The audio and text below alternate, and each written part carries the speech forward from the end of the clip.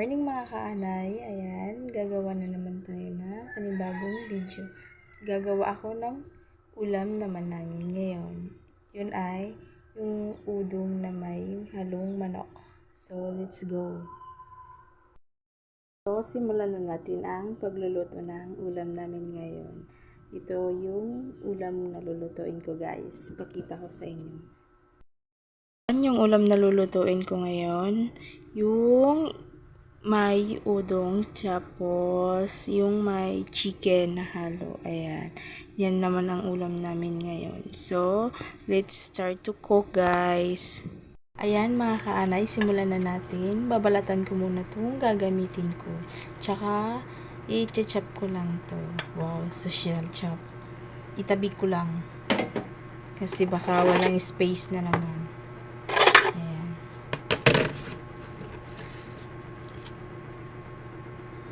Balatan ko lang to pagkatapos magluluto na ako.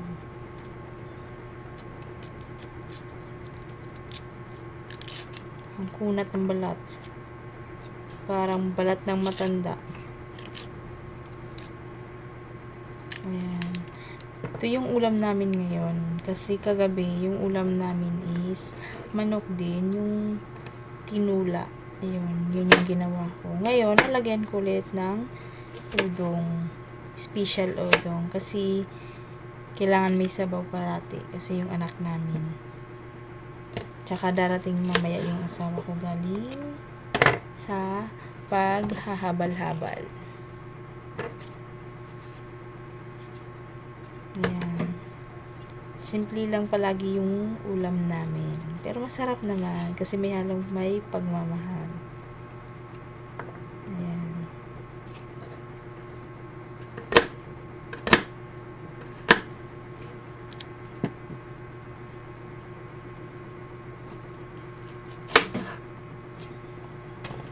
Naglalagay ako ng luya pero konti lang.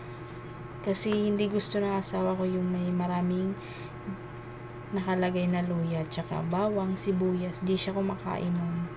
Yung anak ko lang yung mahilig sa sibuyas tsaka bawang, kaya nilalagyan ko.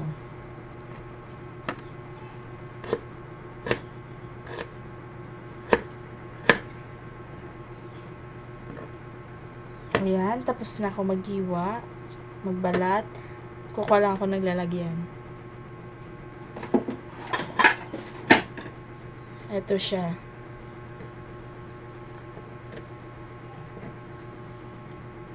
Paghiwalayin natin, parang jowa nyo, naghihiwalay kayo. Charot. Ayan, nakahiwalay na. Lagay ko lang dito yung magic sarap. Ito parati yung ginagamit ko. Wala nang iba. Ito yung udong na gagamitin ko. Yung ihalo ko naman is itong konting manok. Ayan.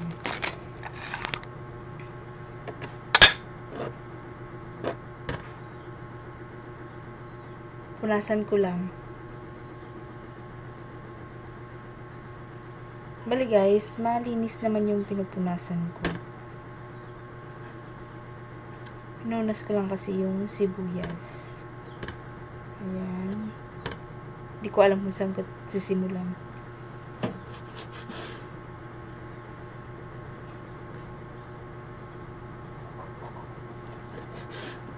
Haluan ko siya ng udong kasi para dumami at makabigay ako sa kabila sa magulang ng asawa ko. Ayan.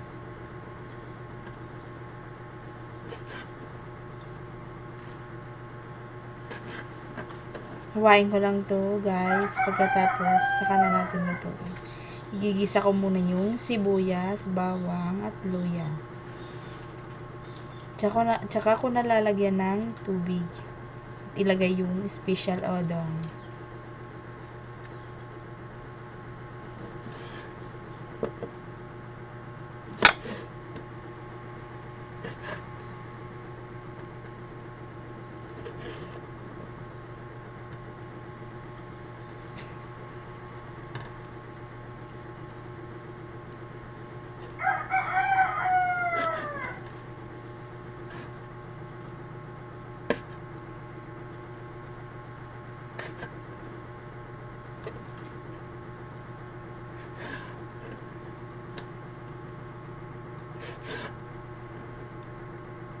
Pag hindi pa kayo nakapanood ng video ko, panoodin nyo na at subscribe nyo na.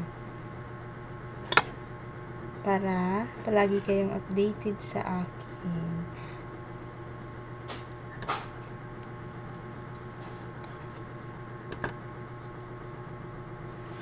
Kahit simpleng luto lang to, masarap to kasi may halong may pagmamahal.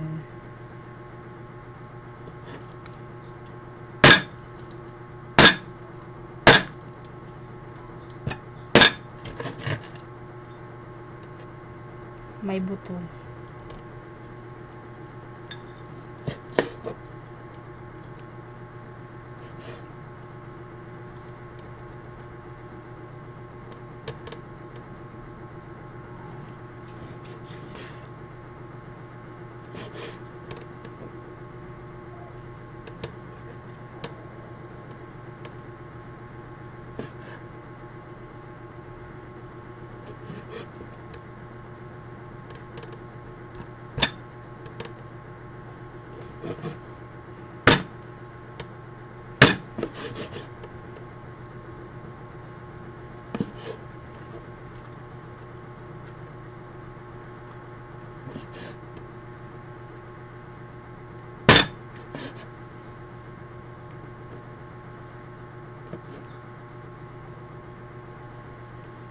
Ayan na, tapos na ako. Ayan. Tapon ko lang tong balat ng sibuyas tsaka bawang. Hugasan ko lang din tong kutsilyo kasi ginamit ko na to. Ayan, tapos hugasan ko na to ulit. Para may salang na natin. Gagawin tayo ng ulam. Ayan, tapos na ako maghugas. Ayan, isasalang ko na to. Para makapagluto na ako.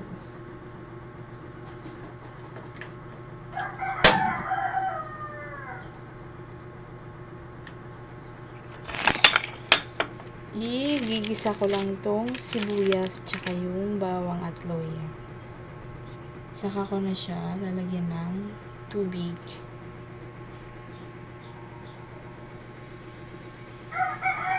Antayin ko lang mawala yung tubig sa lulutuan ko. Ayan. Mga tayo ng kutsara.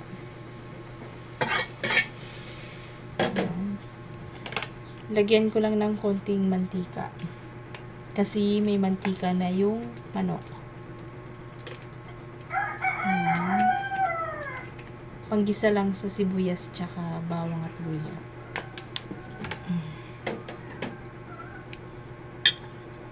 Unahin ko muna yung bawang.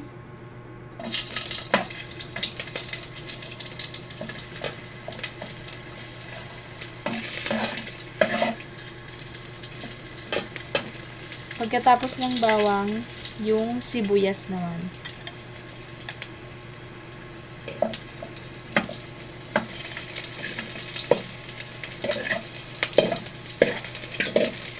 At huli na yung luya. Ayan. Ang baba ko, hindi ko makita. Ang taas ng lababo namin.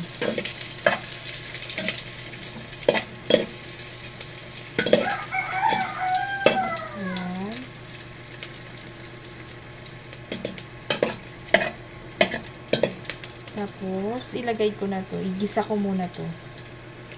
Hinaan ko lang yung apoy. Ayan. Igisa ko lang muna to.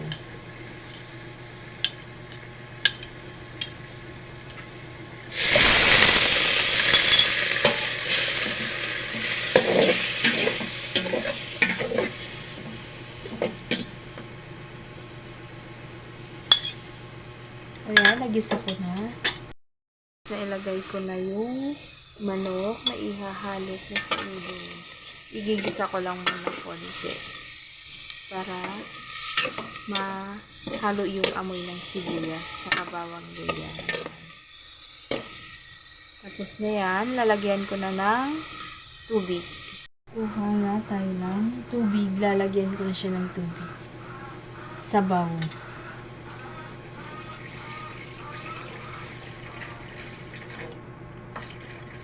Ayan, kunting sabaw lang.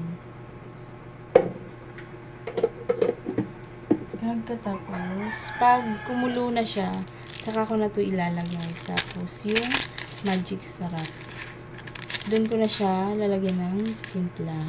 Ayan. Antayin ko lang kumulo.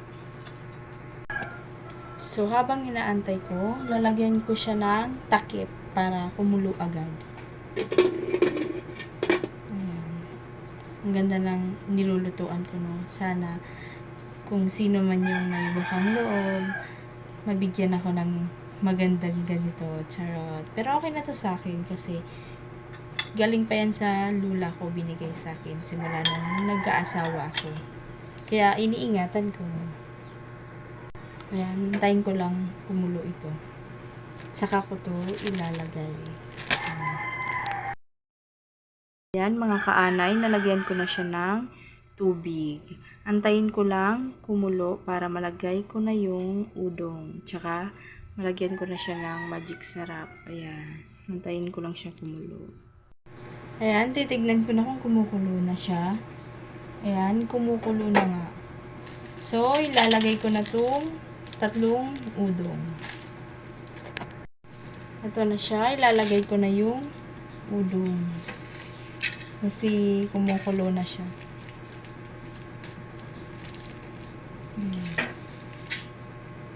Ito lang muna yung ulam namin. Udong. Ayan na. Habang kumukulo siya, aantayin ko lang. Tapos, ilalagay ko na yung pampalasang magic sarap. Kumulo na siya, ilagay ko na itong magic sarap.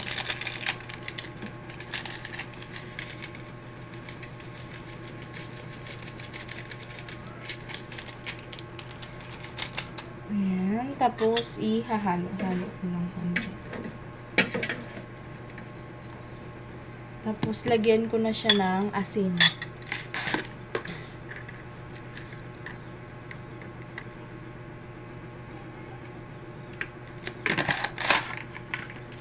Ayan. Tinimplahan ko lang ng konti.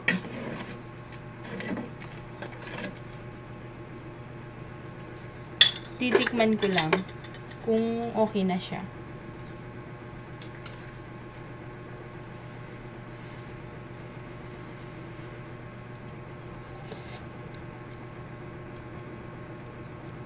Okay na.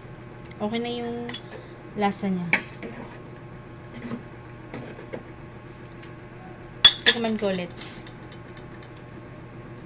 Kasi parang humahalo yung pait tsaka yung lasa nitong niluluto ko.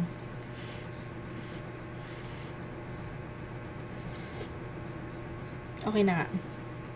Sakto lang yung alat niya. Hindi masyadong maalat.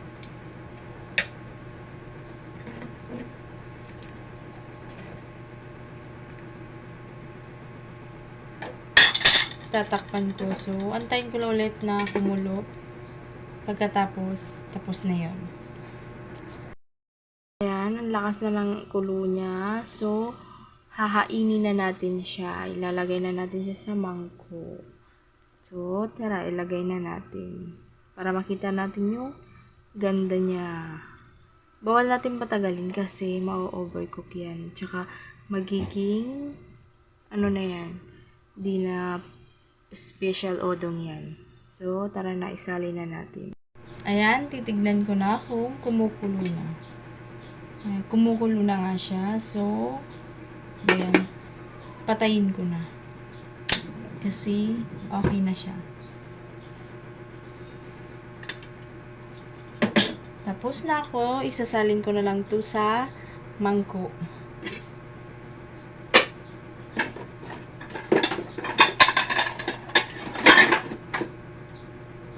Dito ko siya ilalagay.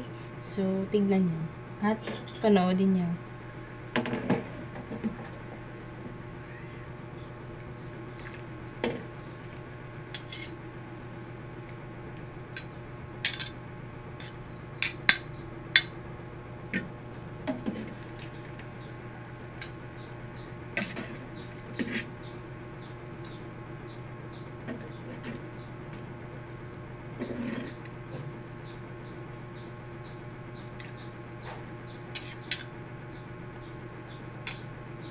Ang hirap makuha ng pansit. Kukuha ko ng tinidor. Ay, dito pala yung lagyan.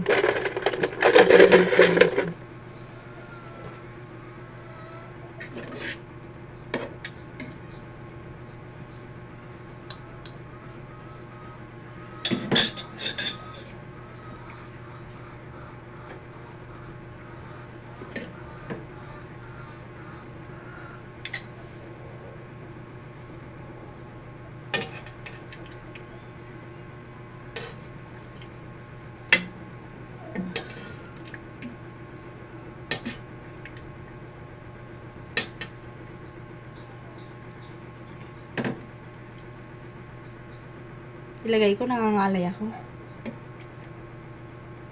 Nangangalay yung kamay ko.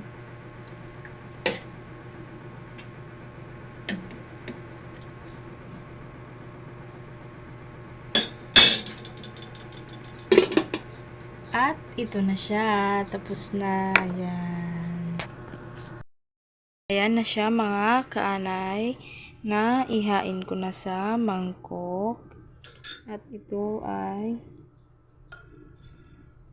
udong na may manok. Ayan na yung kinalabasan. So, mamaya, antayin ko na lang yung anak ko magising tsaka yung asawa ko dumating para makakain na kami. So, tapos na nga tayo mga kaanay sa ginagawa kong video para sa ulam namin for today. Ayan. Kung bago ka pa lang sa aking YouTube channel, paki-subscribe and click the notification bell for more updates and for more coming up video. Bye! God bless you.